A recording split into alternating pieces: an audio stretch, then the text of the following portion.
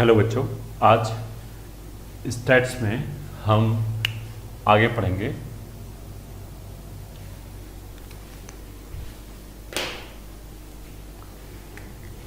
Dispersion.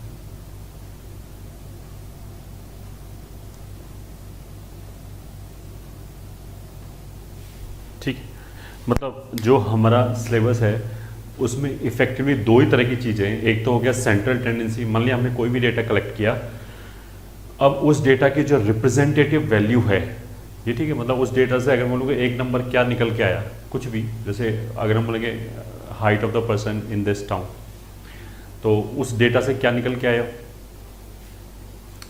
तो मैं बोलूँगा इस टाउन के बंदे की ऑन एंड एवरेज कितनी हाइट है, तो वो जो नंबर है ये, ठीक है, that is called central tendency. अब सेंट्रल टेंडेंसी हमने बोला था कि अलग अलग कॉन्टेक्स्ट में अलग अलग चीज़ हो सकती है, कहीं मीन हो सकता है, मोड हो सकता है, मीडियन हो सकता है। मीन के अंदर भी अगर यूजली मीन वर्ड यूज़ किया गया है तो हम AM ही निकालते हैं, अदरवाइज GM भी निकाल सकते हैं, HM भी निकाल सकते हैं। मतलब निकाल सकते हैं का मतलब ये नहीं कि हम GM और HM निकाल के बताएंगे। GM और HM के लिए तो वो क्वेश्चन में बोलेगा, और अगर कुछ भी ना बोले तो ऑफकोर्स AM निकालेंगे हम, अर्थमेटिक मीन निकालेंगे, उसका मतलब ये, ठीक है। फिर हमने ये बोला था कि केवल जो मीन है, अगर हम केवल मीन को देखें तो वो ट्रू पिक्चर पेंट नहीं करता है। जैसे बहुत सिंपल सा एग्जांपल हो गया कि मान लिया हमने दो वैल्यू लिया, एक डेटा सेट के अंदर ये 3 आया और ये 3 रीडिंग्स आया या ये 3 वैल्यूज आया, विच इज़ 11, 12 एंड 13, ठीक है। इसका एवरेज कितना आएगा, अगर हम एवरेज की बात करें, या सेंट्रल वैल्यू कितना आएगा 12, और एक हम ऐसे ही बोल सकते हैं कि 0, 12, 24, इसका एवरेज निकालें तो भी 12 आएगा, ठीक है। तो अगर हमने कोई भी चीज़, ठीक है, फॉर एग्जांपल मान लिया हमने इसी का हाइट नापा, किसी भी एक मशीन से 3 बार रीडिंग लिया, ठीक है, तो पहली मशीन है तो हमें ये रीडिंग दिया, मान लिया 11, 12, 13, दूसरी मशीन ने हमें ये रीडिंग दिया 0, 12 एंड 24, ठीक है। तो अगर हम केवल सेंट्रल वैल्यू को देखें तो दोनों ने ही ऑन एंड एवरेज कितना वैल्यू दिया, 12। बट ये तो तुम्हें तुरंत समझ में आता है कि अगर मेरे से बोलेंगे इन दोनों मशीन में से एक मशीन खरीदना है, ठीक है, तो इन दोनों में ऑफकोर्स ज़्यादा कंसिस्टेंट कौन है, ये ज़्यादा कंसिस्टेंट है, दिस इज़ बेटर प्लेस, ये, ठीक है। इसने ज़्यादा डेविएशन ही शो नहीं किया, बेसिकली जो हमारी सेंट्रल वैल्यू है 12, उसके इधर उधर ज़्यादा गया ही। उसका मतलब क्या है कि फर्स्ट वाले केस में हमें ज़्यादा कॉन्फिडेंस होगा कि ये मशीन शायद सही नापेगा। ये बहुत इरेटिक सा मशीन है, मतलब कभी इसने 24 दे दिया, कभी 0 दे दिया, और एवरेज 12 आ गया, तो दो average is equal, but data की क्वालिटी जो है वो इक्वल नहीं है। This is much better data than this, ये, ठीक है। इसको देख के तो हम प्रिडिक्ट कर सकते हैं कि चलो अगली बार अगर हमने 4th टाइम मेजर किया तो मेजरमेंट ऑन एंड एवरेज 12 आएगा, बट इसको देख के तो हम नहीं कर सकते। इसको देख के तो हमारा कॉन्फिडेंस शेक हो जाएगा कि पता नहीं क्या रहा है, ठीक है। तो dispersion is basically is measurement of compactness, ये, ठीक है, ऑफ डेटा, ये, ठीक है। अब तो इसको बोलो कॉम्पैक्टनेस, मतलब कितना क्लोजली कॉम्पैक्ट डेटा है। तो ये बिल्कुल ही 11, 12, 13 बिल्कुल आसपास ही नंबर हो गया, ये दूर दूर स्प्रेड डेटा है। तो कॉम्पैक्टनेस भी बोल सकते हैं, स्प्रेड भी बोल सकते हैं, दोनों में से ऑपोजिट वर्ड है। ज़्यादा स्प्रेड होने का मतलब क्या है कि दूर दूर वैल्यूज़ हैं और डेटा खराब है, और कम स्प्रेड होने का मतलब क्या है, ज़्यादा कॉम्पैक्ट होने का मतलब क्या है कि एक ही वैल्यूज़ के आसपास ही डेटा है, तो डेटा का क्वालिटी बेटर है, ये, ठीक है। बट अगर हम एक चीज़ मेजर करें तो ऑफकोर्स दूसरा चीज़ तो इनडायरेक्टली मेजर हो ही रहा है, कि अगर हम बोलेंगे it is very good compact data, तो उसका मतलब क्या है कि स्कैटरिंग बहुत कम है उसका, ठीक है। तो this is measurement of compactness of data बोल सकते हैं, स्कैटरिंग ऑफ डेटा बोल सकते हैं, ठीक है। अब इसके लिए हम क्या क्या यूज़ कर सकते हैं डिस्पर्शन में। पहली क्वांटिटी हो सकता है रेंज, ठीक है, मतलब जो हमारा डेटा है उसकी highest value and lowest value के बीच का जो डिफरेंस है, that will give you an idea कि कितना फैला हुआ डेटा है। तो इसमें तो 13 - 11 2 ही आ जाएगा, और इस वाले केस में 24 - 0, ये, ठीक है, इसमें वैल्यू कितना आ जाएगा 24, तो इसमें खूब फैला हुआ डेटा है, तो हमें ये चीज समझ में आनी चाहिए।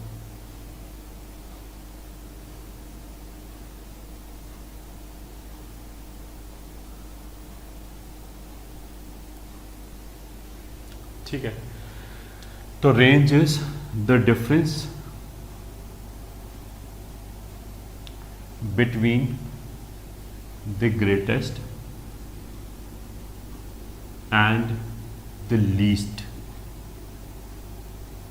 Value is called range.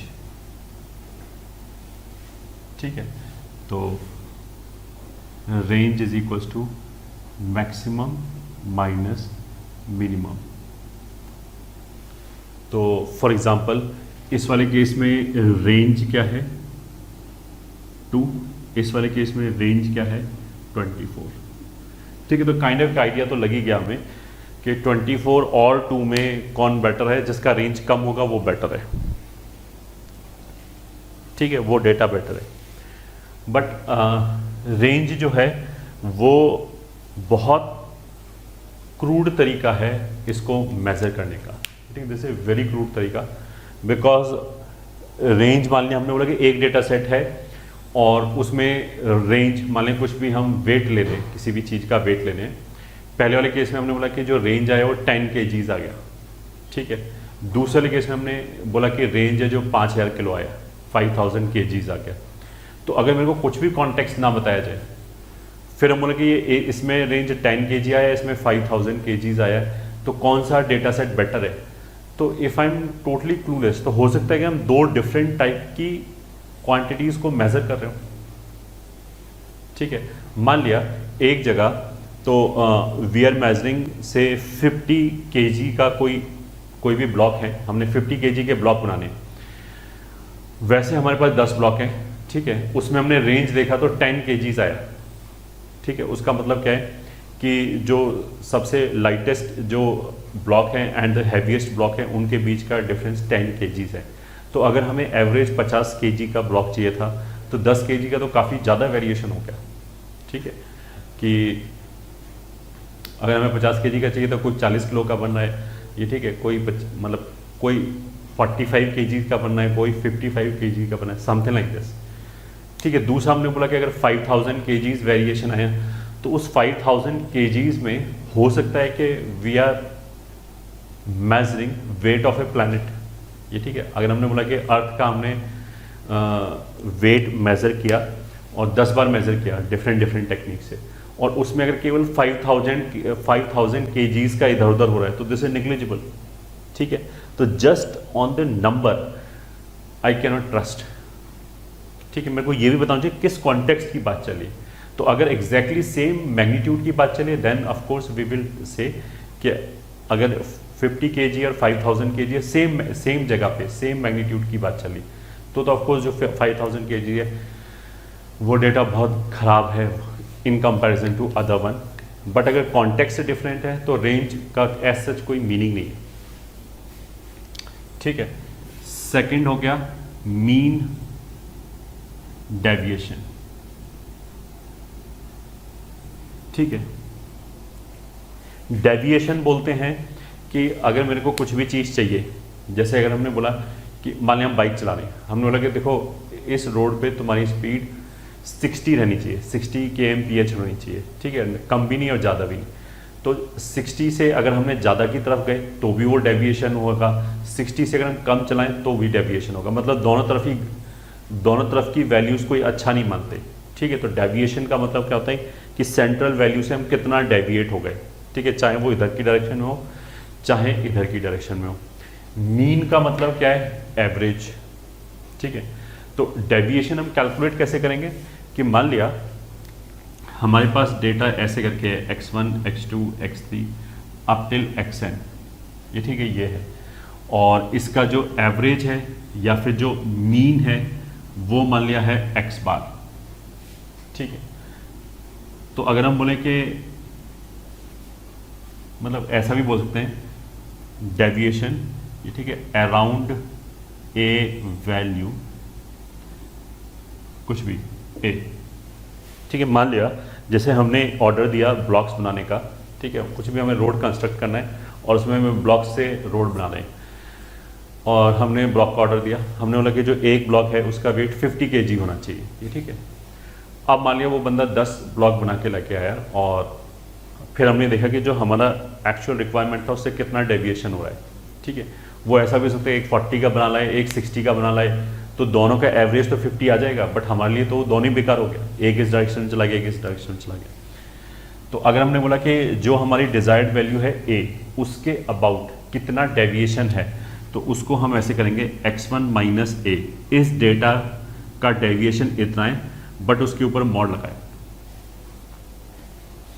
ठीक है। मॉड नहीं लगाएंगे तो क्या होगा कि जो नेगेटिव और पॉजिटिव डेविएशन है वो आपस में कैंसिल हो जाएगा, तो पिक्चर दिखाई नहीं देगी। जैसे अभी हमने बोला ना कि अगर हमें 50 किलो का ब्लॉक चाहिए और हमने एक 40 का बना लिया और एक 60 का बना लिया, तो अगर हम करें 40 माइनस 50 प्लस 60 माइनस 50 तो ये तो जीरो आ गया, तो डेविएशन मेरे को लगा कुछ हुआ ही नहीं, तो इसीलिए मॉड लगाया गया है। क्योंकि अब क्या होगा कि 40 का जो 50 से डेविएशन है 10 kg और जो 60 का 50 से डेविएशन है 10 kg, वो दोनों ही ऐड होगा, ठीक है। तो ये डेविएशंस हो गए plus and so on up till xn minus A, ठीक है। अब मान लिया अगर हमारे पास ये ठीक है 10 ब्लॉक आए, अगर मैं केवल इतना ही लिख के छोड़ दूं तो यू विल अंडरस्टैंड कि यार ये तो कोई सेंस नहीं बनता। अगर मान लिया हमारे पास 100 ब्लॉक्स आ गए तो ये तो नंबर लगातार बढ़ता ही चला जाएगा, ठीक है। अब 100 ब्लॉक्स आ जाए, मान लिया सभी 51 kgs के आ जाए, तो 50 kg से ज़्यादा वेरिएशन तो नहीं है 1 kg का मान लिया, बट अगर हम 100 टर्म्स जोड़ेंगे फिर तो खूब आ जाएगा।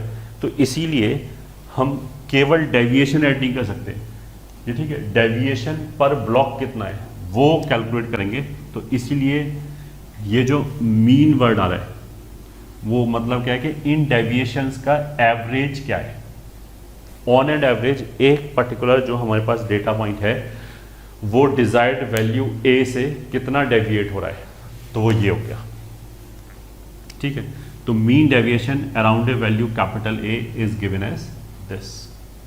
अगर उसने ए बताया क्वेश्चन में कि इसके अबाउट डेविएशन निकालो, तब तो वेल एंड गुड, बट अगर उसने ए नहीं बताया, कुछ भी नहीं बोला, तो हम मीन के अबाउट निकालेंगे, ठीक है। तो if nothing is specified then find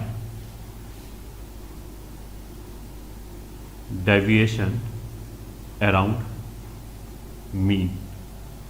mean मतलब अर्थमेटिक मीन, उसके अबाउट डेविएशन कैलकुलेट किया,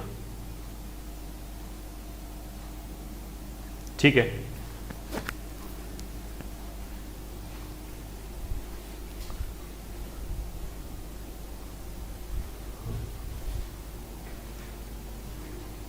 ये हमारा हो गया सेकंड।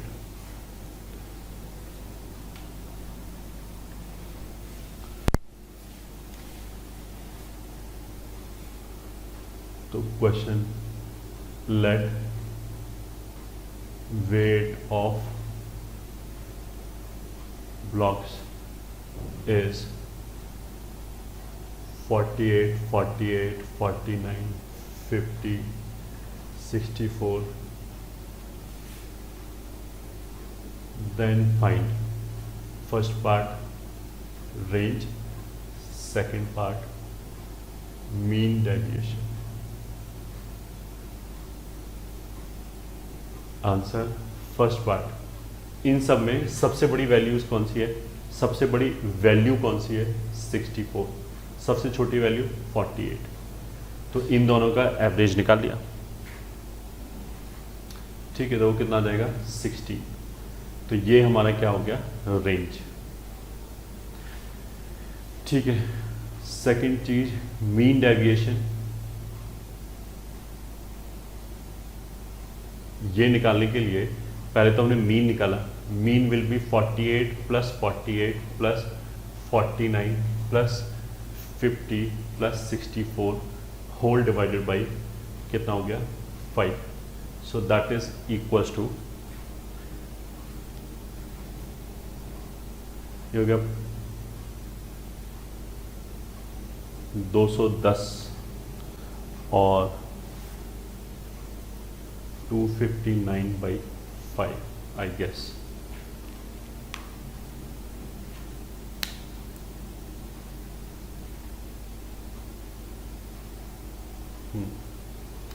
इतना हो गया।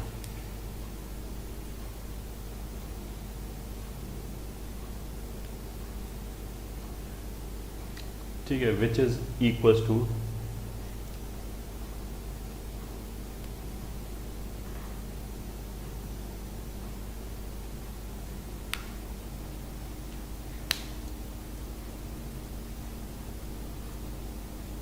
इतने केजीज हो गया।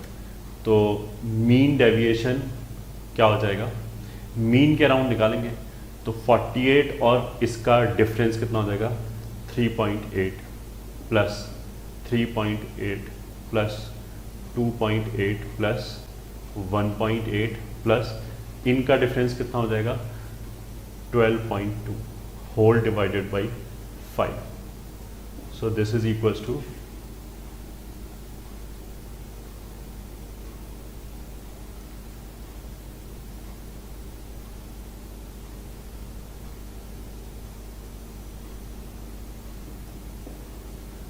ठीक है। I hope this is correct.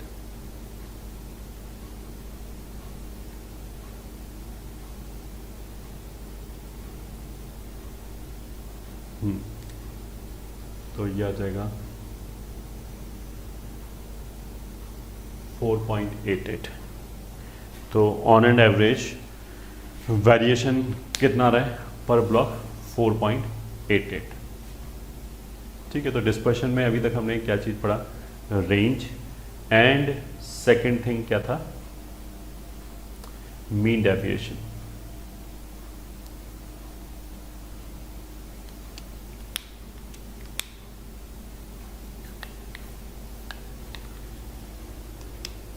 ये तो हो गया इंडिविजुअल वैल्यू के लिए। ठीक है, second part for continuous series, मतलब for T2 and T3, type 2 and type 3 के लिए क्या हो गया, this will be equals to sigma xi minus A into उसकी frequency upon sigma frequency. Frequency का summation is basically total number of observation जो होगा। ठीक है, तो अगर मान लिया ऐसे करके 5 चीज़ बराबर हो जाए, ठीक है, अगर एक नंबर, एक जो डेटा है वो 5 बार आ रहा है, तो यहीं से बोलते हैं ऐसे करके 5 मॉड लिखे होंगे, उनको एक साथ लिख के लिख सकते हैं 5 टाइम्स दिस, तो 5 टाइम्स दिस यही लिखा हुआ है, कोई इसमें कोई नई थ्योरी नहीं है। टाइप 3 के लिए क्या होगा कि जो क्लास वैल्यू होगी वो इंटरवल में होगी, तो इंटरवल का मिड पॉइंट ले लिया, वो यहाँ पे यूज़ कर लिया, बाकी फ्रीक्वेंसी ऐसे ही रहेगा, ये ऐसे रहेगा। एक ही जगह अगर कुछ भी नहीं मेंशन कर रखा हो तो हमने क्या बोला कि वी कैन टेक मीन, ये हो गया। ठीक है, तो pause it and note it down.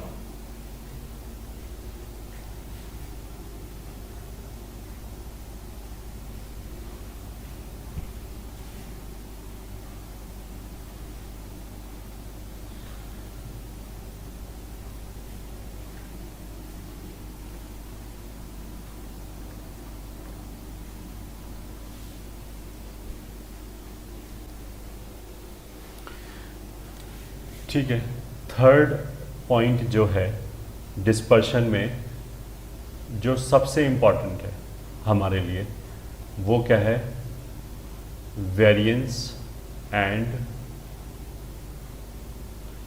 Standard deviation.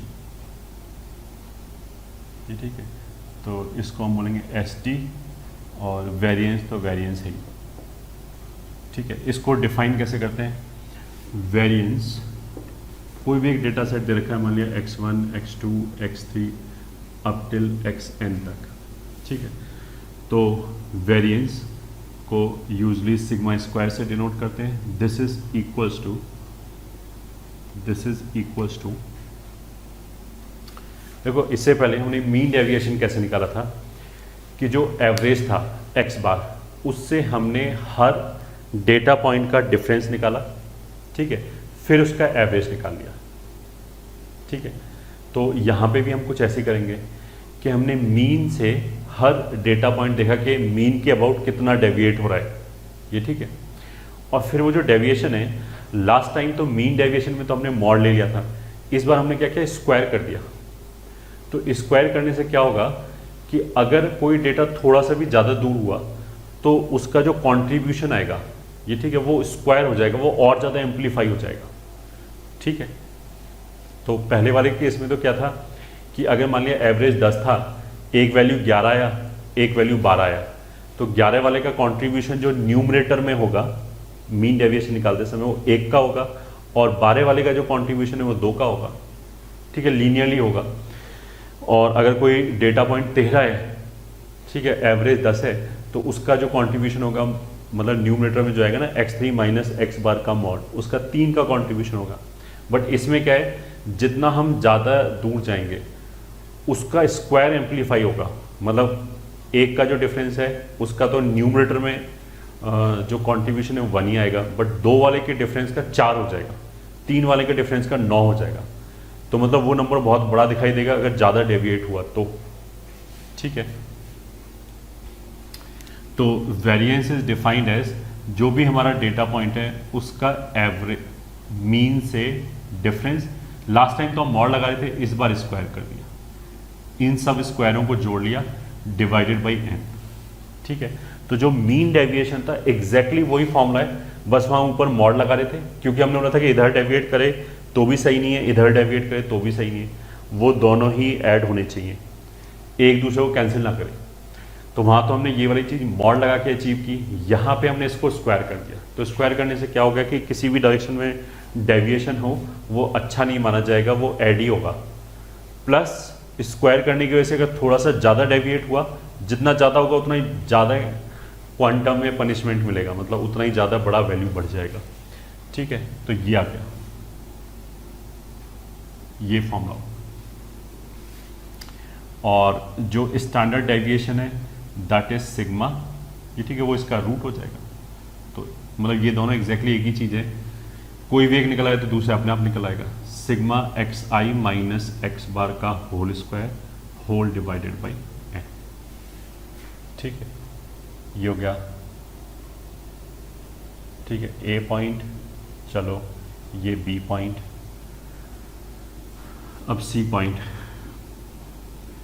For continuous series मतलब T2 एंड T3 के लिए यही फॉर्मूला क्या हो जाएगा, sigma square will be sigma x i, जैसी कई रिपीटेड वैल्यूज होंगी उनको एक साथ लिख दिया तो कुछ भी नहीं, यहाँ एफ आई आ जाएगा, ये एक्स आई माइनस एक्स बार का स्क्वायर रहेगा whole divided by sigma F I. Total number of observation क्या हो जाएगा, मानिए पहली वाली वैल्यू 4 बार रिपीट हो रही है, दूसरी वाली 6 बार रिपीट हो रही है, तीसरी वैल्यू 10 बार रिपीट हो रही है, तो टोटल पॉइंट्स कितने हो गए, 4 + 6 + 10 विल बी 20। तो 20 ऑब्जर्वेशन हैं, उसमें 4 ऑब्जर्वेशन एक जैसा है, 6 ऑब्जर्वेशन एक जैसा है, 10 ऑब्जर्वेशन एक जैसा है। तो total number of observation is nothing but simply some of frequencies, ये हो गया, ठीक है।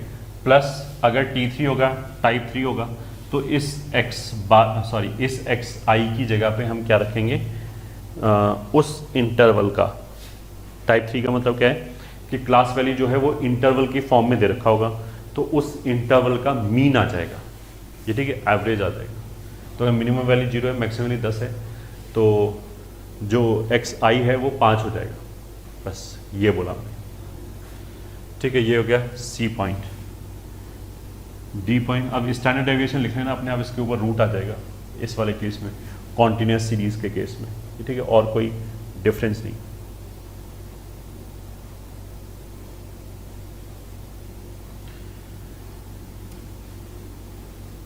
वैसे जो वर्ड कॉन्टिन्यूस सीरीज है वो केवल T3 के लिए यूज करेंगे, T2 के लिए भी डिस्क्रीट सीरीज ही है ये, ठीक है, मतलब ये भी डिस्क्रीट ही है वैसे तो, and continuous series of type T2 and T3, ठीक है। जैसे ये डिस्क्रीट वैल्यूज हैं T2 भी ऐसे ही डिस्क्रीट वैल्यूज आती हैं क्लास इंटरवल, बस फ्रीक्वेंसी हो गया, तो उसके लिए हम ऐसे यूज कर सकते हैं। ठीक है, डी पार्ट क्या आ गया? डी पार्ट में इसको थोड़ा सा और सिंप्लीफाई कर सकते हैं, सिग्मा एक्स आई माइनस एक्स बार का होल स्क्वायर। ठीक है, इसको हम ऐसे लिख सकते हैं, this is equal to sigma x आई का स्क्वायर प्लस एक्स बार का square minus 2 x i x bar. ठीक है, अब बेसिकली एक्स बार है क्या? एक्स बार है एवरेज, तो एक्स आई को सम करके नंबर ऑफ ये लिख लिया। ठीक है, इसका मतलब क्या है? सिग्मा एक्स आई की जगह पे हम लिख सकते हैं एन टाइम्स एक्स बार। ये ठीक है, ये तो फॉर्मूला है, एवरेज का फॉर्मूला या मीन का फॉर्मूला ऐसे निकालते हैं। अच्छा, वेरिएंस में ये मीन ही आएगा और कुछ नहीं आएगा, मीन ही आएगा।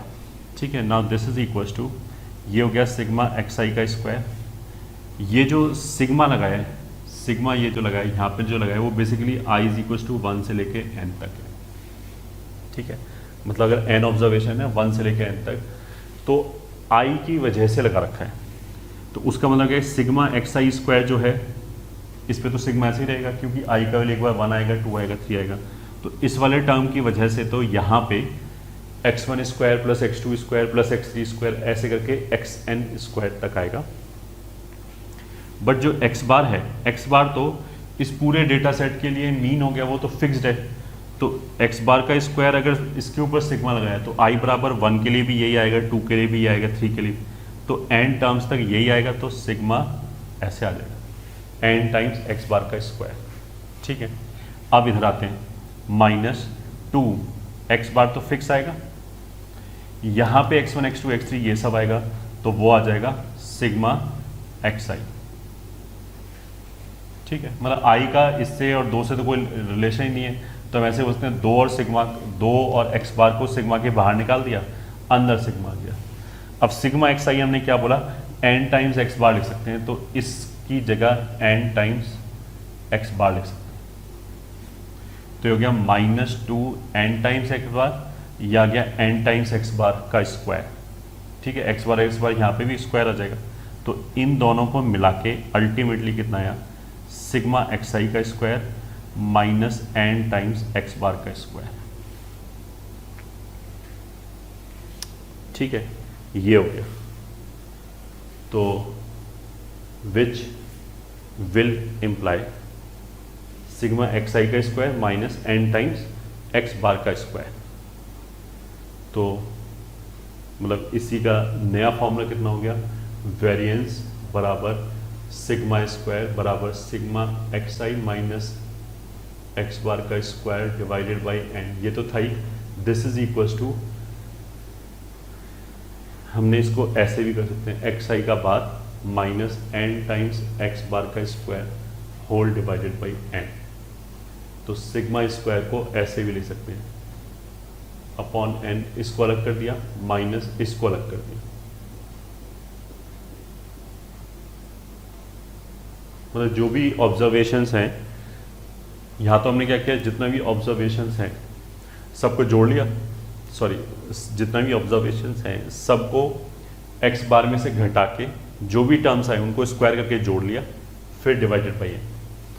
यहाँ पे हमने क्या किया, जो भी ऑब्जर्वेशन है उनको सीधा सीधा स्क्वायर करके जोड़ लिया, x1 square plus x2 square plus x3 square upon n किया, माइनस x बार मतलब उनका मीन का स्क्वायर। वैसे तो इसको ऐसे भी लिख सकते हैं, दिस इज सिग्मा एक्स आई का square upon n minus x बार क्या होता है, x बार ये होता है sigma x I upon n का होल स्क्वायर। तो ऐसे भी लिख सकते हैं। ठीक, नाउ ये जो सिग्मा स्क्वायर आया है ये, ठीक है, या यहां से देख लो, इसको n तो नंबर ऑफ टर्म्स हो गया, number of terms of course positive integer ही होगा। ठीक है, तो n तो क्या हो गया, नेचुरल नंबर। यहाँ पे रियल क्वांटिटीज को स्क्वायर करके जोड़ा है, तो ये कभी नेगेटिव हो ही नहीं सकता, दैट वुड मीन, ठीक है, नोट 1 कि sigma square is always greater than equal to 0। ठीक है, उसका मतलब क्या हो गया, sigma square greater than equals to 0 मतलब ये ग्रेटर देन इक्वल्स टू 0, तो ये रिजल्ट आ जाएगा sigma x I square upon N is greater than equals to sigma x I upon N का स्क्वायर। या क्या,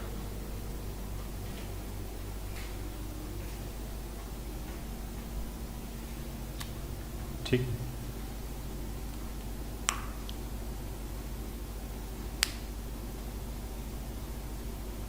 नोट 1 तो हमारे लिए ये हो गया।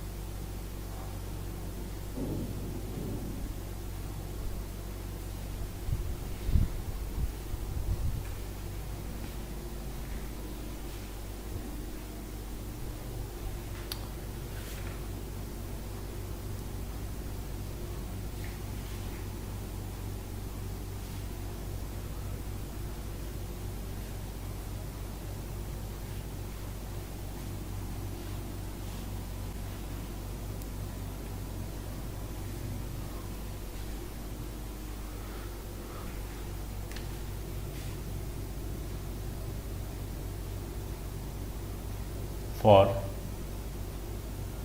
डेटा सेट, ठीक है, 7 7 8 18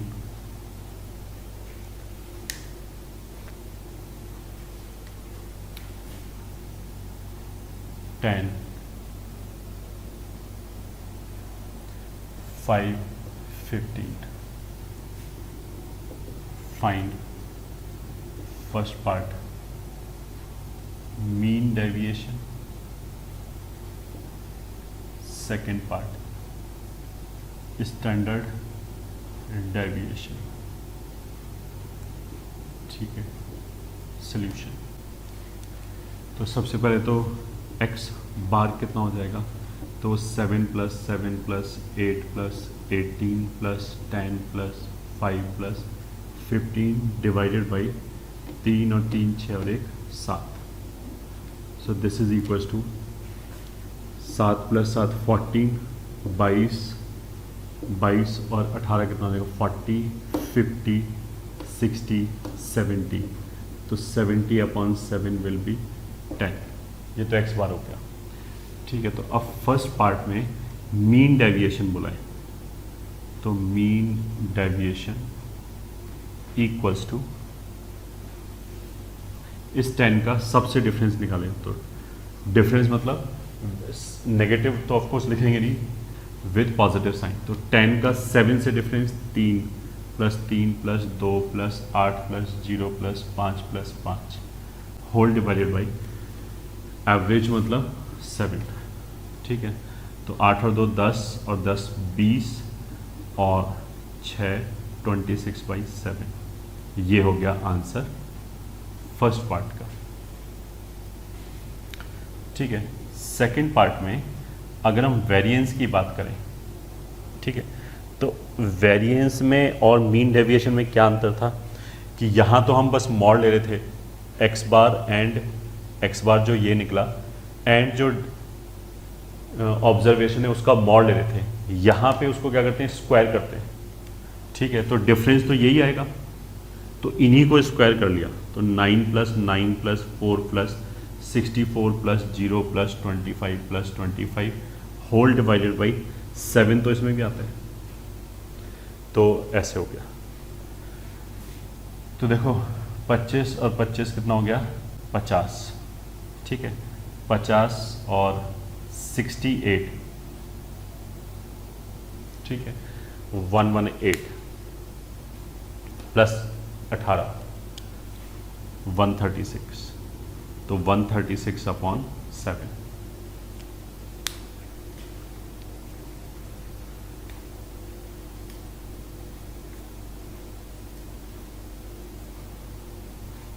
बिल्कुल सही है। क्वेश्चन में क्या पूछा है, standard deviation, so that will be sigma, that will be root 136 upon 7, तो यही आंसर हो।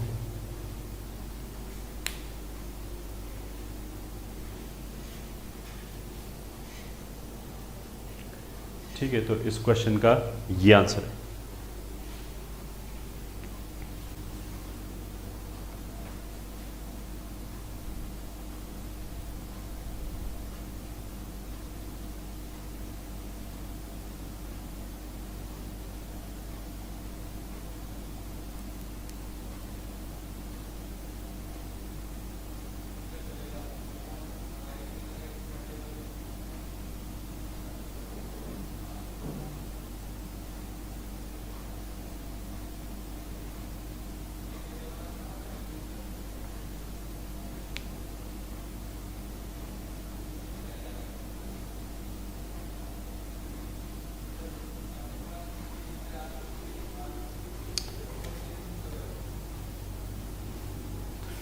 ठीक है, चलो अब कुछ कुछ रिजल्ट लिख लेते हैं। ठीक है, नोट 1, सिग्मा एक्स आई माइनस एक्स बार 0 होगा। मैं कोई भी एक डेटा सेट दे रखा है x1 x2 x3 x4, ठीक है, मान लीजिए कुछ भी 10 ऑब्जर्वेशन दे रखा है, उसका हमने एवरेज निकाला। अब एवरेज को अगर हमने हर ऑब्जर्वेशन में से घटा के ऐड किया तो वैल्यू 0 आएगा। ठीक है, वेरी सिंपल। क्यों 0 आएगा कि ऑफ कोर्स एवरेज का मतलब क्या है, जितना इधर है इतना इधर है, तो जब हम डिफरेंस निकालेंगे तो अगर हमने मॉड वॉड तो कुछ लगाई नहीं इस बार, तो एक तरफ से जो नेगेटिव नंबर आएगा और दूसरी तरफ से जो पॉजिटिव आएगा वो आपस में कैंसिल हो जाएगा, तो 0 आ जाएगा। ठीक है, तो पहला रिजल्ट तो ये हो गया। अब देखो इसको तो हम ऐसे भी बोल सकते हैं, this is nothing but sigma x I minus x bar जो है, अगर वो आई इज इक्वल टू 1 से लेके n तक आए तो ये n टाइम्स एक्स बार हो जाएगा 0 के बराबर। इसको इधर ले जाए तो x bar sigma x I upon N हो गया। तो ये तो फॉर्मूला होता ही है मीन का। मीन जो होता है वो ये होता है ना कि सारी ऑब्जर्वेशंस को जोड़ के अपॉन एन कर दिया, तो ये वही लिखा हुआ है। ठीक है, ये हो गया हमारा नोट 1। नोट 2, ठीक है, मान लीजिए हमें कोई भी ऑब्जर्वेशंस ऐसे देखा है x1 x2 x3 and up till xn तक। ठीक है, अगर हमने इनका डेविएशन निकाला किसी भी वैल्यू a के अराउंड, ठीक है, फिर उस डेविएशन को स्क्वायर करके जोड़ा, मतलब what we are doing, sigma x I minus a के अबाउट डेविएशन निकाला, ये डेविएशन हो गया, उसको स्क्वायर करके जोड़ा। तो अगर मैंने a का वैल्यू चेंज किया तो ये पूरा क्वांटिटी चेंज होगा। This is basically sum function of a को चेंज किया तो ये चेंज होता रहेगा। तो इस की जो मिनिमम वैल्यू आएगी ये, ठीक है, वो कब आएगी, जब a मीन हो जाए। ठीक है, तो इसको हम a जब मीन होगा तभी ये वाला एक्सप्रेशन अपनी मिनिमम वैल्यू लेगा, ये बोला गया। तो बेसिकली क्या बोला हमने कि sum of squares of deviations around a value capital A, ठीक है, will be minimum when capital A is the mean of the data set. ठीक है, मतलब A को चेंज करेंगे सारे टर्म चेंज हो जाएंगे कुछ कुछ, तो उनमें से मिनिमम वैल्यू कब आएगी, जब A मीन हो जाए। कैसे प्रूव कर सकते हैं, बहुत आसान है। दिस इज सिग्मा एक्स आई का square plus a square -2a(xi), ठीक है, बाहर निकाल लिया। तो i ऑफ कोर्स 1 से n तक जा रहा है, तो a को तो i से कोई लेना देना नहीं है, a तो एक बाहर की कांस्टेंट वैल्यू होगी, तो ये a² तो हो जाएगा na² माइनस इसमें भी 2 सिग्मा जो है वो xi के ऊपर लगेगा, a बाहर निकल आएगा, प्लस xi का स्क्वायर। ठीक है, तो this is a quadratic in a। ठीक है, n जो होगा वो ऑफ कोर्स क्या होगा, नेचुरल नंबर होगा, क्योंकि n तो नंबर ऑफ ऑब्जर्वेशंस है, तो वो एक नेचुरल नंबर होगा। तो ये कैपिटल A के पॉइंट ऑफ व्यू से देखें तो दिस इज पैराबोला अपवर्ड। तो पैराबोला अपवर्ड की मिनिमम वैल्यू कहाँ पे आएगी, ये मिनिमम वैल्यू है x is equal to -b/2a पे आती है, तो -b/2a पे मिनिमम वैल्यू आएगी। तो एफ ए मिनिमम, ये ठीक है, विल अकर, ये ठीक है, विल अकर व्हेन, या विल अकर एट -b/2a, या कैपिटल A बराबर -b/2a। अगर ये क्वाड्रेटिक x में होता, ठीक है, तो वेरिएबल x होता है। ये जो क्वाड्रेटिक है वो कैपिटल A वेरिएबल में, तो x बराबर -b/a होता है, तो यहाँ पे कैपिटल A बराबर -b/2a हो गया, -b/2a। तो मतलब एट A बराबर माइनस b कितना हो गया, 2 सिग्मा xi/2a। तो 2 कैंसिल, ये हो गया sigma xi/n which is nothing but x bar. तो इसको हम लैंग्वेज में कैसे लिखेंगे, this implies sum of squares of mean, ठीक है, around a value capital A, sorry, sum of squares of deviations. ठीक है, मतलब जो भी ये है, जो भी हमारे ऑब्जर्वेशंस हैं उनका डेविएशन के स्क्वायर का सम, मतलब ये, ठीक है, डेविएशन तो हो गया xi-a का मॉड, उसके स्क्वायर का सम, ये ठीक है, around a value a, deviation किसके रिस्पेक्ट में निकाला गया है, a के रिस्पेक्ट में, will be minimum when a is mean of observations.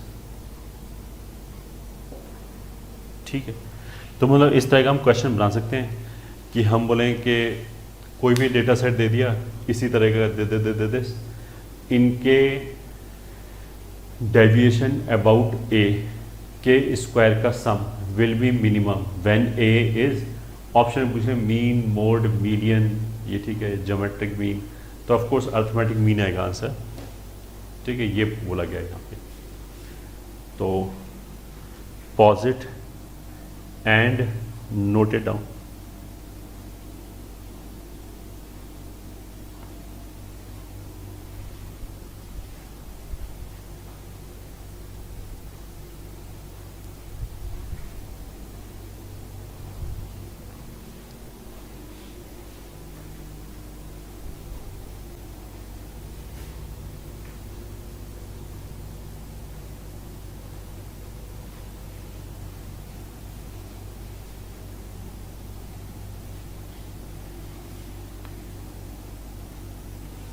कितने नोट हो गए, 2। आगे चलते हैं, नोट 3।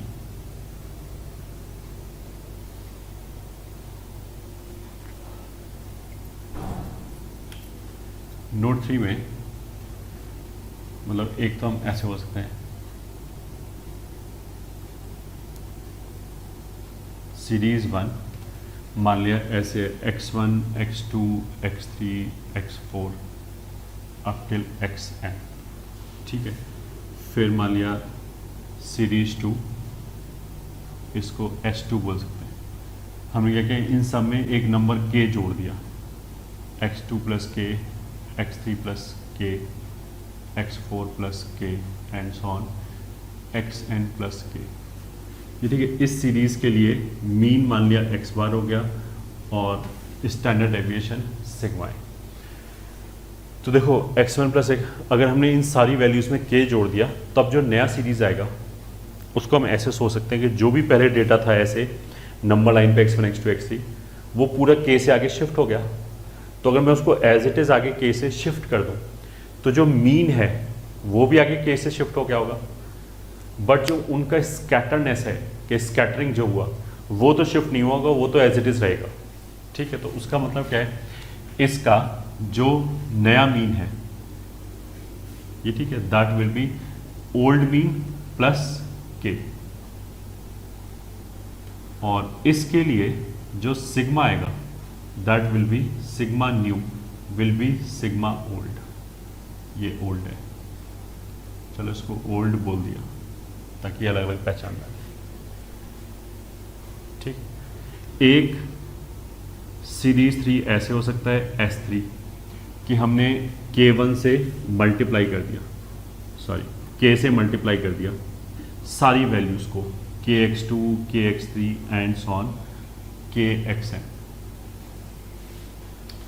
ठीक है, अच्छा इसमें भी ये कोई बड़ी बात नहीं है, ये तो ऐसे ही देख सकते हो XN बार कितना हो जाएगा वैसे, sigma XI plus K upon N ऐसे करके हो जाएगा, which is equals to sigma XI upon N। अलग कर दिया, K तो एक कांस्टेंट है तो सिग्मा अगर K के ऊपर लगाया तो N times K upon N, N cancel हो गया, सिग्मा XI अपॉन N बार तो ओरिजिनल मीन हो गया ओल्ड और प्लस K हो गया, तो इसलिए ये इसका सो कॉल्ड डेरिवेशन हो गया।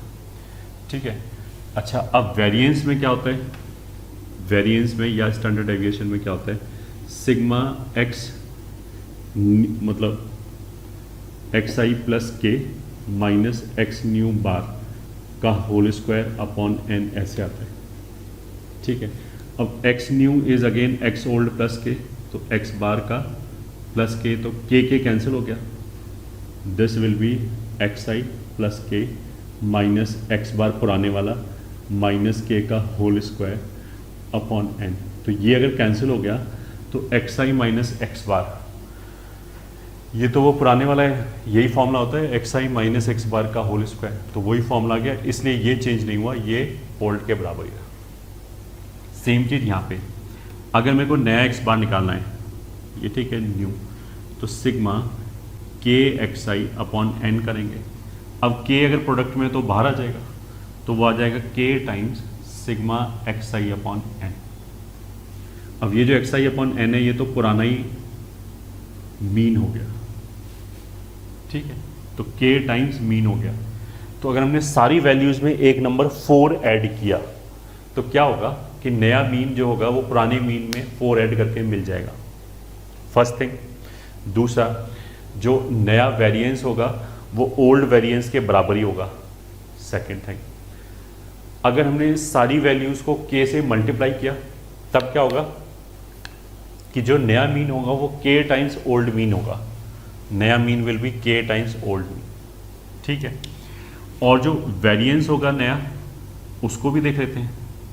नया ऑब्जर्वेशन तो KXI हो गया माइनस नया मीन का स्क्वायर अपॉन N, ये हो गया, this is sigma KXI minus x new तो KX बार ही हो गया होल स्क्वायर अपॉन N।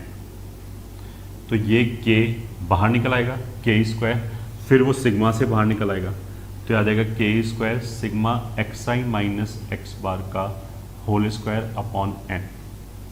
ठीक है, यही फॉर्मूला होता है ओल्ड मीन का। सो this is K square times old variance. Standard deviation होगा तो पूरे में से रूट ले लिया तो आ जाएगा K टाइम्स, ठीक है, ये ज़्यादा तो मॉड लगा लो और क्या, ओल्ड। ठीक है, जो सिग्मा है वो तो नेगेटिव हो ही नहीं सकता ऑफकोर्स। ठीक है, तो क्या हुआ कि अगर हमने ये भी देखो बहुत इंपॉर्टेंट चीज़ है कि हम ध्यान रखें उसने पूछा क्या है, वेरिएंस के बारे में पूछा है या फिर स्टैंडर्ड डेविएशन के बारे में पूछा है। वेरिएंस में तो सिग्मा का स्क्वायर आता है, स्टैंडर्ड डेविएशन में केवल सिग्मा आता है। तो किसके बारे में पूछा है, that is also important to pay attention, right. तो we should pay attention what is being asked. For example इस वाले केस में व्हाट वी आर सेइंग, अगर हमने सारी वैल्यूज को एक नंबर 5 से मल्टीप्लाई किया तो जो नया मीन होगा that will B 5 times old mean, ठीक है, ये तो मीन हो गया। जो नया वेरिएंस होगा that will B 25 times old variance. तो वेरिएंस में तो के स्क्वायर मल्टीप्लाई होगा, बट जो स्टैंडर्ड डेविएशन होगा वो वापस 5 टाइम्स ओल्ड स्टैंडर्ड डेविएशन होगा। ये हमने यहां पे प्रूव किया है, ठीक है। ये हो गया नोट 3। नोट 4,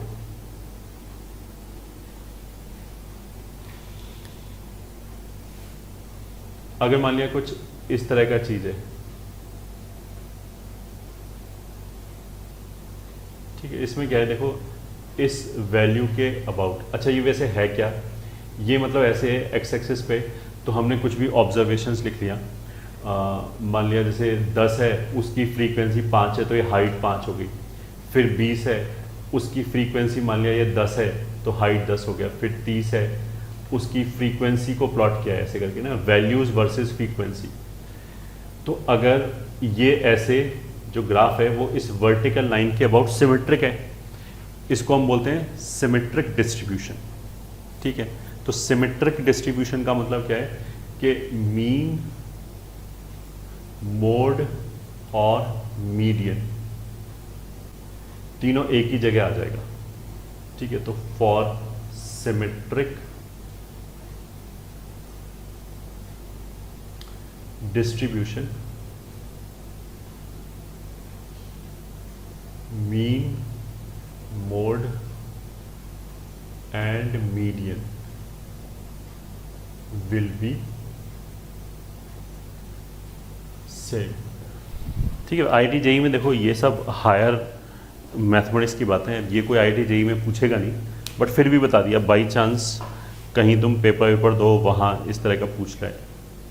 आईआईटी जेईई के लिए this is not required, they will not ask. Symmetric distribution का मतलब क्या है कि मीन, मोड, मीडियन एक जगह आ गया और जो हमारी सेंट्रल वैल्यू है उसके अराउंड ग्राफ सिमेट्रिक है, ठीक है। अब नोट 5 क्या है कि फॉर मॉडरेटली skewed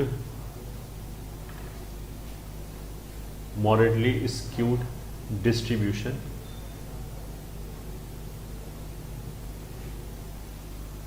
ठीक है। मॉडरेटली स्क्यूड डिस्ट्रीब्यूशन का मतलब ये है कि सिमेट्रिक तो नहीं है, जैसे ये चीज़ है ये सिमेट्रिक तो नहीं है, बट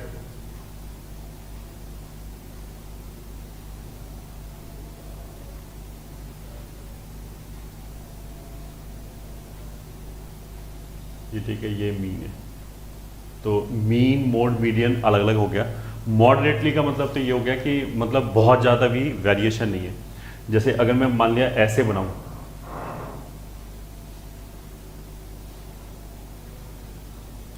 ठीक है, मतलब ये तो क्या हुआ कि एकदम ही ड्रॉप हो गया, ठीक है। तो ये मॉडरेटली नहीं है, तो काफ़ी स्क्यूड हो गया कि एकदम वैल्यू हो गया फिर धीरे धीरे ड्रॉप हो रहा है।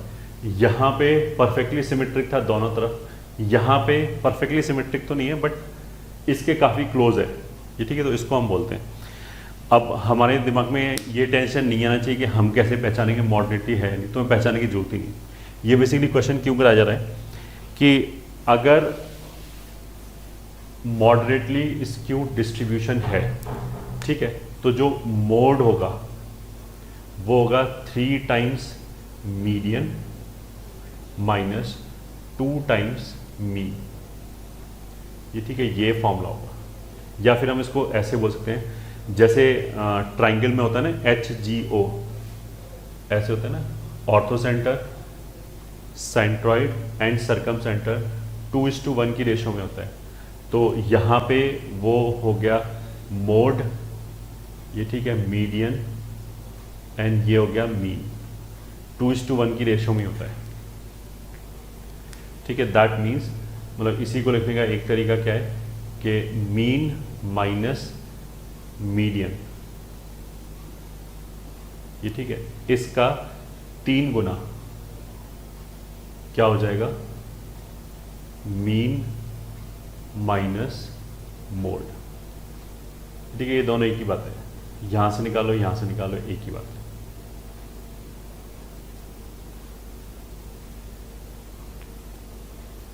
फॉर्मूला यहां से याद रख सकते हैं। यहां जो सेंट्रॉइड होता है, सेंट्रॉइड से ही मीडियंस पास करती हैं, तो मीडियन मीडियन ऐसे हो गया। ठीक है, तो मैंने क्या बोला कि हमें कैसे पता लगेगा कि मॉडरेटली स्क्यूड है या नहीं, तो वो पता लगाने की जरूरत नहीं है। अगर उसने क्वेश्चन में इन तीनों में से कोई भी 2 चीज़ दे रखी है और तीसरी चीज़ पूछी है, तो यही फॉर्मूला लगा के हम निकालेंगे। उसने बोला कि एक डिस्ट्रीब्यूशन है जिसका मीन इतना है, मोड इतना है, ये ठीक है, डिस्ट्रीब्यूशन मतलब वही डेटा सेट है, ये ठीक है, इसका मीन इतना है, मोड इतना है, तो मीडियन बताओ, ये फॉर्मूला लगाते हैं। हमें चिंता करने की जरूरत नहीं है कि वो स्क्यूड है या नहीं है, अपने आप आ जाएगा। ठीक है, तो नोट इट डाउन।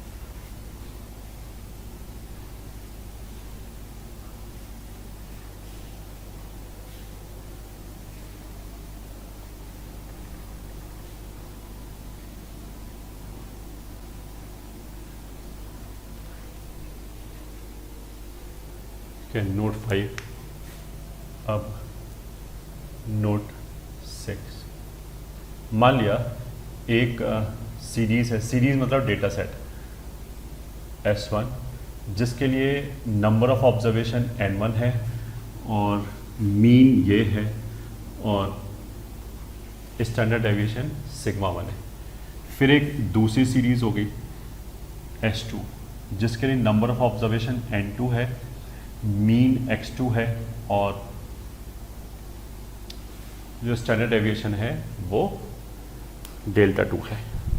ठीक है, तो 1 मिनट को हम ऐसे मान सकते हैं कि इस सीरीज 1 में जो ऑब्जर्वेशंस है, मान लिया वो ऐसे हैं A1 A2 A3 up till ऐसे करके AN1। ठीक है, N1 ऑब्जर्वेशन है, इसके अंदर मान लिया B1 B2 B3 ऐसे करके मान लिया। ठीक है, तो ऑफ कोर्स x1 बार क्या आएगा, A1 plus A2 plus and so on up till AN1 whole divided by N1, या फिर हम इसको ऐसे बोलते हैं सिग्मा AI अपॉन N1, या फिर सिग्मा AI बराबर N1 टाइम्स x1 बार। ठीक है, एक तो ये हो गया, और ये कितना होगा, वो हो जाएगा sigma A1 minus x1 bar का स्क्वायर अपॉन N1। तो इसको भी हम ऐसे लिख सकते हैं A1 माइनस x1 बार का square is equals to N1 sigma 1 का स्क्वायर। सेम लॉजिक से similarly what you will get, sigma BI will be N2 x2 bar, ये ठीक है, and sigma B1 minus x2 बार का स्क्वायर बराबर N2 ये। ठीक है, ये गिवन इंफॉर्मेशन हो गया। अब हमने क्या किया, इन दोनों को मिला के एक नया सीरीज बनाया। ठीक है, विच इज S3। तो इसके अंदर number of observation N1 plus N2 हो जाएगा।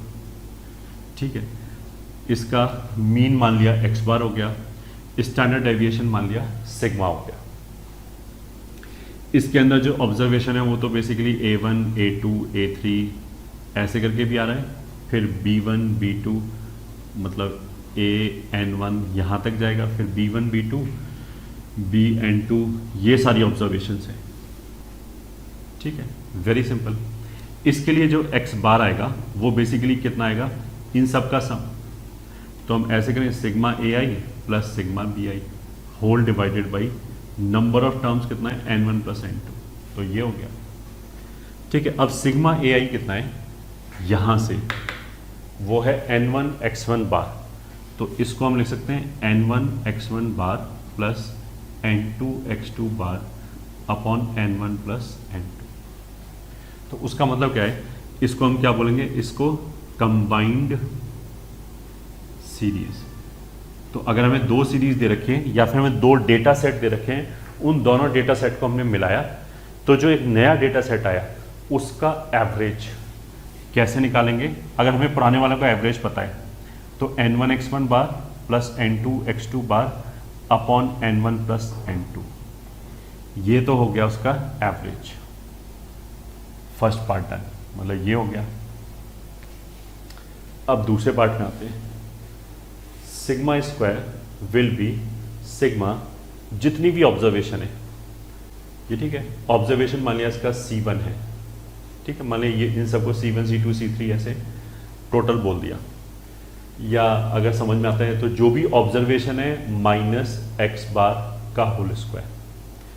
ठीक है, अब ऑब्जर्वेशन तो AI टाइप ही है, तो फिर AI माइनस x बार का होल स्क्वायर इनकी वजह से, प्लस जोड़ना ही तो है, मतलब ऐसे AI वाले टर्म्स को अलग कर लिया और BI वाले टर्म्स को अलग कर दिया, whole divided by n1 plus n2, ये हो गया। ये बेसिकली मेरे को कैलकुलेट करना है। ठीक है, तो हमने क्या किया कि AI माइनस x बार का अलग निकाल के ले गए और इसको हमने ऐसे कर दिया AI minus x1 bar plus x1 बार माइनस x बार का होल स्क्वायर। मतलब अंदर जो AI वाला एवरेज था x1, ये ठीक है, उसको घटा दिया x1 बार और उसको जोड़ दिया। अब हमने इसको और इसको सेपरेट क्वांटिटी मान के ओपन कर दिया, तो ये AI माइनस x1 बार का स्क्वायर प्लस x1 बार माइनस x बार का स्क्वायर, ये अगर a है और ये b है तो a square plus b square plus 2 AI minus x1 bar into x1 bar minus x बार, ये आ गया। ठीक है, फिर अलग कर दिया इसको, this is sigma AI minus x1 bar का स्क्वायर प्लस इसको देखो i से तो कोई लेना देना ही नहीं, बेसिकली इसमें i बराबर 1 से n1 तक जा रहा है, क्योंकि पहली वाली सीरीज के टर्म्स को अलग किया है ना, उसमें n1 नंबर ऑफ एलिमेंट्स हैं, तो ये हो गया। इसमें तो क्या है, x1 बार जो है वो पहली सीरीज का एवरेज है, तो वो जो एवरेज है वो तो एक फिक्स्ड नंबर है, उसको तो i से कोई लेना देना नहीं है। x बार जो है वो ये वाला फिक्स्ड नंबर हो गया, तो उसको भी कोई लेना देना नहीं है। तो ये टर्म बेसिकली क्या हो जाएगा, n1 टाइम्स x1 बार माइनस x बार का स्क्वायर, ये हो जाएगा। दूसरे वाले में ये और ये जैसे यहाँ पे कांस्टेंट था वैसे यहाँ पे कांस्टेंट है, तो 2x1 बार माइनस x बार, इसको तो निकाल दिया कॉमन, और सिग्मा इसका आ गया AI माइनस x1 बार। ठीक है, ये सिग्मा आ गया।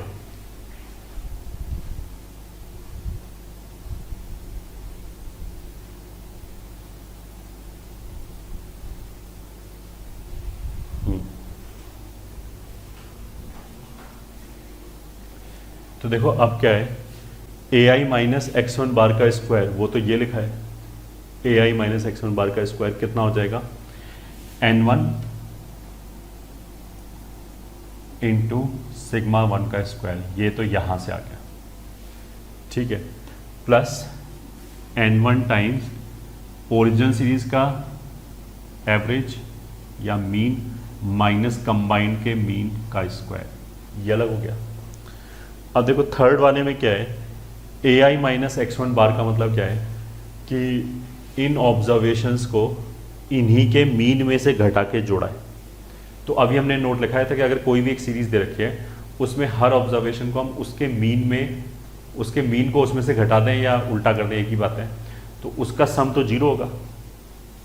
अगर मीन्स को हम हर ऑब्जर्वेशन में से घटा दें तो एक तरफ वैल्यूज पॉजिटिव आएंगे, एक तरफ वैल्यूज नेगेटिव आएंगे, वो आपस में कैंसिल हो जाएंगे, जीरो हो जाएगा। तो ये तो हमारा नोट 1 था, तो उसको यूज करके ये जीरो हो गया, तो प्लस जीरो। तो मतलब ये वाला जो टर्म है वो ऐसे कन्वर्ट हो गया,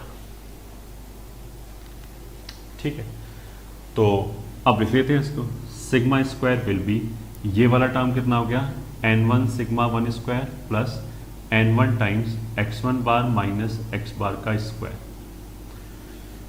प्लस ये दूसरे वाला सेम लॉजिक से n2 सिग्मा 2 का square plus n2 times x2 बार माइनस x बार का whole square upon n1 plus n2, ठीक है। x1 बार माइनस x बार क्या है, बेसिकली दोनों के मीन्स का डिफरेंस है। कौन से मीन्स का, कंबाइंड सीरीज का मीन एंड ओरिजिनल सीरीज का मीन, ये जो है इन दोनों का डिफरेंस है, ठीक है। तो हमने उसको मान लिया, लेट x1 बार माइनस x बार बराबर d1 and x2 bar minus x बार बराबर d2। मीन का डिफरेंस दूसरी वाली सीरीज का कंबाइंड सीरीज से पहली वाली सीरीज का कंबाइंड सीरीज से d1 और d2 है, तो वो अगर हम इसमें रख दें तो इन दोनों में से n1 कॉमन ले सकते हैं। तो सिग्मा स्क्वायर कंबाइंड सीरीज के लिए कितना आ गया, n1 plus n2 sigma 2 square plus d2 square upon n1 plus n2, ये आ गया।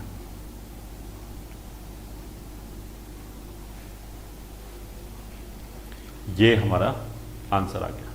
तो कंबाइंड सीरीज के लिए मीन तो हो जाएगा ये, एंड वेरिएंस हो जाएगा ये। वेरिएंस आ गया तो स्टैंडर्ड डेविएशन तो आ ही जाएगा, उसमें I need not to say anything.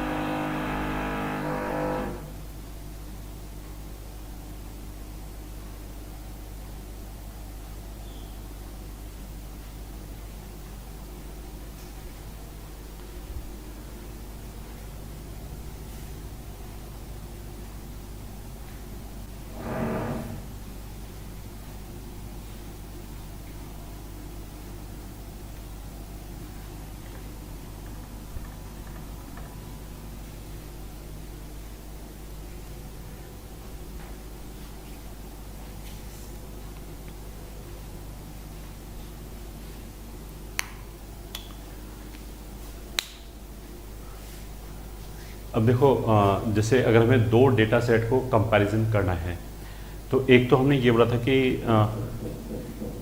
उनकी क्वालिटी को कंपैरिजन करना है, मतलब कौन ज़्यादा कंसिस्टेंट है, कौन ज़्यादा कॉम्पैक्ट है। तो उसके लिए तो हम क्या कर सकते हैं, वेरिएंस का आइडिया ले सकते हैं। अब वेरिएंस में दिक्कत क्या है कि देखो एक तो मान लिया हमारे पास एक ये डेटा है 1 2 ये ठीक है, 1 1 2 3 3, मान लिया ये डेटा है, ठीक है। इसका हम वेरिएंस निकालें तो जो इसका मीन आएगा वो 2 आएगा। फिर हम सिग्मा एक्स आई माइनस एक्स बार का स्क्वायर अपॉन एन करेंगे तो this will be equals to sigma, 2 का इससे डिफरेंस कितना हो जाएगा, 1 plus 1 plus 0 plus 1 plus 1 upon number of observation कितना हो गया 5, तो ये कितना हो जाएगा 4/5, ठीक है। ये वेरिएंस हो गया। विज़ मान लिया हमने कुछ और दूसरा एक डेटा सेट है हमारे पास, ठीक है, जिसमें मान लिया ऐसे आ रहा है 101, ये ठीक है, 101 102 103 103, मान लिया ये आ गया। इस डेटा सेट के लिए अगर हम मीन निकालें तो वो आ जाएगा 102। अगर हम वेरिएंस निकालें तो इसका और इसका difference 1 plus 1 plus 0 plus 1 plus 1 upon 4, this is upon 5 which is 4/5। तो अगर हम फर्स्ट आउटसेट पे देखें तो दोनों का जो वेरिएंस है बराबर ही आ रहा है 4/5, ठीक है। बट यू शुड अप्रिशिएट कि दोनों की डेटा क्वालिटी एक जैसी तो नहीं है। Of course this is much better data quality than this, क्योंकि यहाँ पे तो मैग्नीट्यूड जो है वो 1 2 3 की बात करें तो ये 1 से 2 तक जाने में तो हम ऐसे बोलते हैं 100% का इंक्रीमेंट हो गया, ठीक है। यहाँ पे 101 से 102 तक अगर हम जाएं तो परसेंटेज वाइज तो कुछ है ही नहीं इसके कंपैरिजन में। तो केवल अगर हम वेरिएंस को देख के कैलकुलेट करें तो that is also not good, ये ठीक है। वो बेसिकली वेरिएंस के साथ साथ हमें ये भी तो समझ में आना चाहिए कि अगर हमने बोला कि वेरिएंस हमारा 10 आया तो 10 आया तो किस में आया है, किस डेटा सेट में आया है, ठीक है। एक तो हो सकता है कि हम बहुत बड़े बड़े वाटर के जो शिप्स हैं ये ठीक है उनको वे कर रहे हों, तो जो हज़ारों टन में आ रहा है उसके अंदर अगर 1-8 किलो इधर उधर हुआ तो कोई फर्क नहीं पड़ता। एक ये हो सकता है कि हम 10 kg का कोई ब्लॉक उठा रहे हैं तो उसमें 1 किलो इधर उधर हो गया तो परसेंटेज वाइज तो बहुत डिफरेंस आ गया। तो इसलिए somehow magnitude should also come into the picture, ठीक है। तो उसी के लिए हम क्या डिफाइन करते हैं, कोफिशिएंट ऑफ डिस्पर्शन, ये ठीक है, या फिर CD।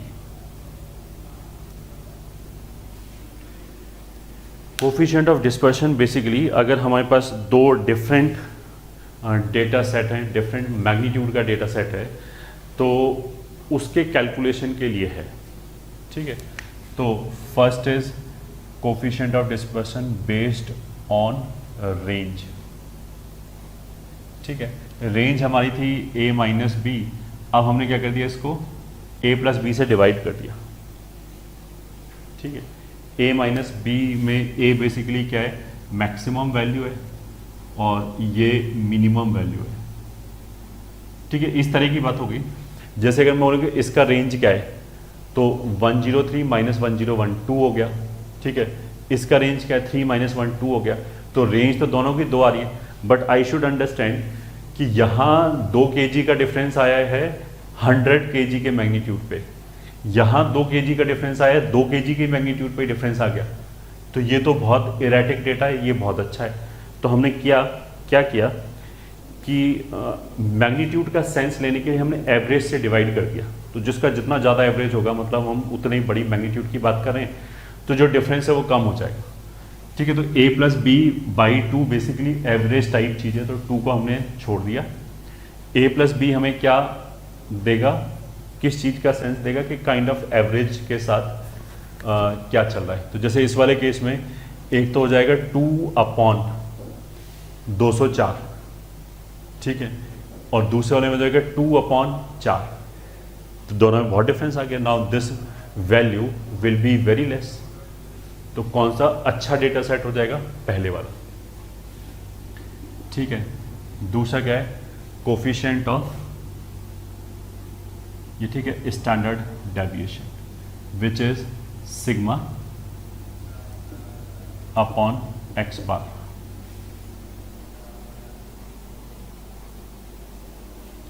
मतलब हमने क्या किया, स्टैंडर्ड डेविएशन से भी हमने क्या बोला कि जैसे इन दोनों का स्टैंडर्ड डेविएशन कैलकुलेट किया तो वो तो इक्वल आ रहा है 4/5। तो तो इसने तो हमें ये पिक्चर बताई नहीं कि हम किस मैग्नीट्यूड की बात करें, मतलब 2 किलो की बात करें या 200 किलो की बात करें। तो वो 2 किलो की या 200 किलो की बात ये बता देगा कि अब हम पहले वाले को क्या करेंगे, जो स्टैंडर्ड डेविएशन हमारा 2/√5 आया है उसको हम डिवाइड करेंगे 102 से। दूसरे वाले केस में 2/√5 जो ये तो सिग्मा स्क्वायर है बेसिकली, सिग्मा क्या हो जाएगा 2/√5, उसको हम डिवाइड करेंगे 2 से, तो पहले वाला बहुत अच्छा हो जाएगा। तो अगर मान लीजिए क्वेश्चन में मेरे से बोला जाए ना कि इन दोनों में कौन ज़्यादा बेटर डेटा सेट है, मतलब ये ऐसा भी हो सकता है कि हम बोलें कि 2 प्लेयर हैं और एक ने ये रन्स बनाए एक ने ये रन्स बनाए, फिर हम बोलेंगे कौन ज़्यादा कंसिस्टेंट है। तो कंसिस्टेंसी का मतलब क्या है कि रन उसने कम बनाए या ज़्यादा बनाए इससे कोई मतलब नहीं, बट जो उसने सेंट्रल वैल्यू के आसपास ही रन बनाए, ठीक है। तो उसके लिए हम 2 डिफरेंट डेटा सेट को कंपेयर करने के लिए अगर कुछ भी नहीं बोल रखा हो तो हम इससे कंपेयर करेंगे, ठीक है। Third is coefficient of variation is nothing but, यही वाली चीज लिख ली, बस इसको 100 से मल्टीप्लाई कर ली, 100 टाइम्स दिस,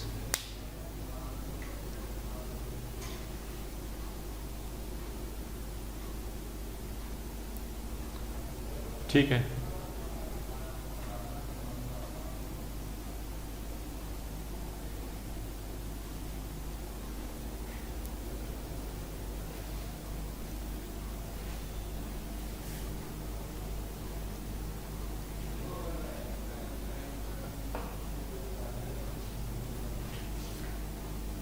तो question, late player 1 scores 80, 90, 90, 100 and player 2 scores, ठीक है, 20, 20, 21, 90, then find who is more consistent solution। देखो इसमें ध्यान ये रखो, हमने ये पूछा है कि हु इज मोर कंसिस्टेंट, हमने ये नहीं बोला कौन प्लेयर बेटर है, कंसिस्टेंट कौन है ये, ठीक है। तो पहले वाले केस में x1 बार कितना हो जाएगा, इन सबको जोड़ लिया, 80 प्लस 90 प्लस 90 प्लस 100 अपॉन 4, तो आ जाएगा 90, ठीक है। तो सिग्मा का स्क्वायर कितना हो जाएगा, दैट विल बी 80 और 90 का स्क्वायर, मतलब डिफरेंस का स्क्वायर 100, 0, 0 और 100 अपॉन 4, तो 50 आ गया, ठीक है। बट हम कैलकुलेट क्या करेंगे, सिग्मा 1 अपॉन एक्स बार, तो वो आ जाएगा √50 अपॉन एवरेज कितना आया 90। x2 बार कितना आ गया दूसरे वाले का, 20, 20, 21, 19 अपॉन 4, तो दिस विल बी अगेन 20। इसका स्क्वायर कितना हो जाएगा, 0 plus 0 plus 1 plus 1 divided by 4 which is half.